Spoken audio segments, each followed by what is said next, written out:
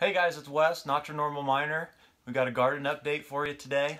As you guys know, we've been working real hard to get this remote garden location set up. We did run into a couple snags, the biggest one being we had to update our power supply from our power company from 100 to 200 amps.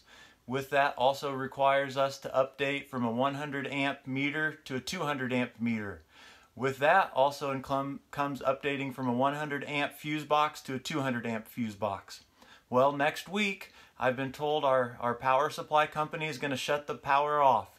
We'll have 2 days for our electrician to then update that meter box on the outside and run his new wires in. We do also have to have a couple other things that need to happen before we can pass inspection.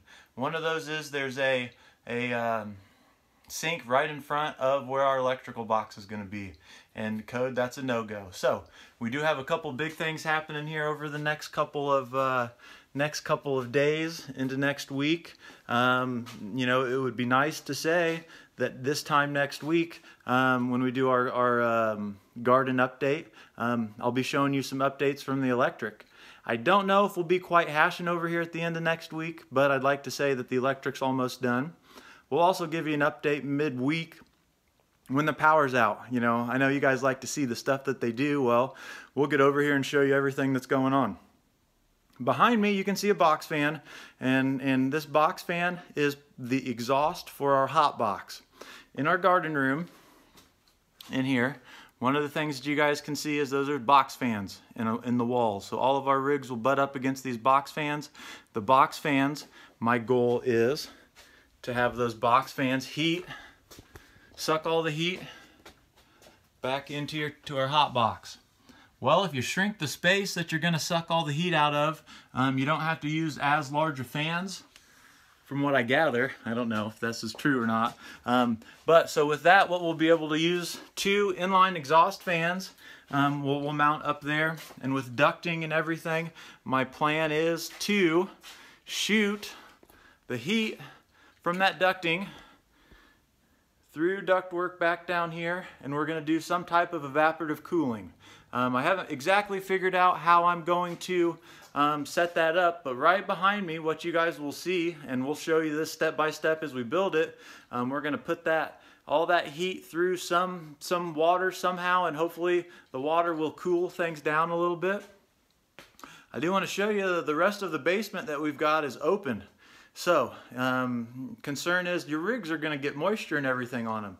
Well, I do have a couple dehumidifiers that I'm going to run down here in this zone, but what I think is going to happen in theory is as that cooler moisture air goes through, it's just going to kind of spread out into this space, and then what we'll be able to do is, here in the rig room, garden room, you guys can see all those fans. We got fans down here at the bottom, so it'll suck all the heat out of there.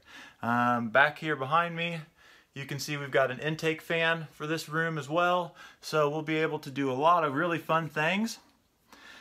If it doesn't work, if evaporative cooling doesn't work, well, it's almost winter here in Indiana. So one of the things that we'll do is we're going to actually heat this home with the heat from these rigs. All winter long, when I started building these rigs in January, I was able to heat my other home with the heat from those rigs. So that's my plan. We'll use those inline exhaust fans. We'll end up feeding those here so we can heat this whole house. You know, hey, let's use the heat. I'm going to pay a lot for electric, but I won't pay anything for gas this year over here. So we're going to try some of that evaporative cooling off of this. You know, I've got all this space here in this basement, so that air can just move around and do what it likes. We do have a couple monitors that we've got up in here.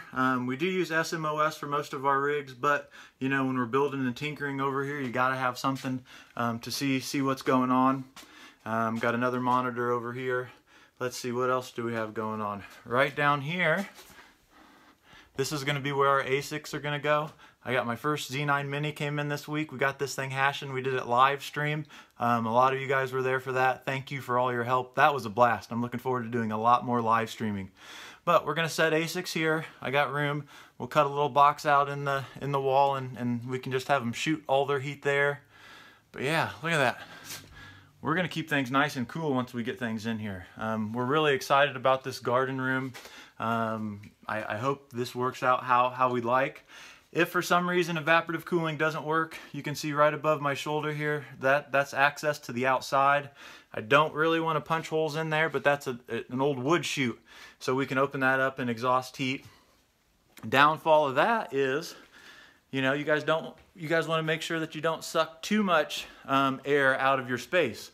Some of the older types of furnaces, also some of the older types of water heaters, you know, if they're gas, well, they're going to have an exhaust, and if we're sucking all of the air out of the exhaust for this space down here, you know, this flume doesn't work right. So if you're doing some crazy stuff, make sure you talk to your HVAC guys. They're going to be able to point you in the right direction. Let's see here. So here's our 100 amp meter box that we're going to update to 200 amps. As you can see here, we've got a sink, electric. There can't be anything in front of that box, especially water from what I'm gathering. So we're going to have our people take care of that and hook us up. There's our 200 amp panel. I'm really excited about that. We did run 5 dedicated 20 amp breakers over here. So in theory, I think I can get at least 12 GPU miners and 3 ASICs. We can probably get a lot more than that in this room. But we've got a small space in here, so it's not going to take a lot to move the air. The smaller space, the easier it is to move the air.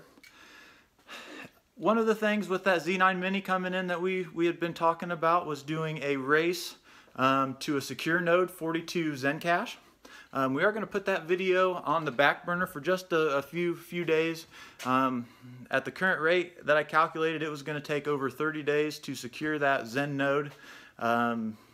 So there's a couple other projects that I wanted to mine in that time. So we've got that Z9 Mini. It is sitting on Zen cache, mining away. But there was a couple other projects that I wanted to do. So that's what's going on with that. We will get that video out to you guys shortly. I'm really excited about doing that race.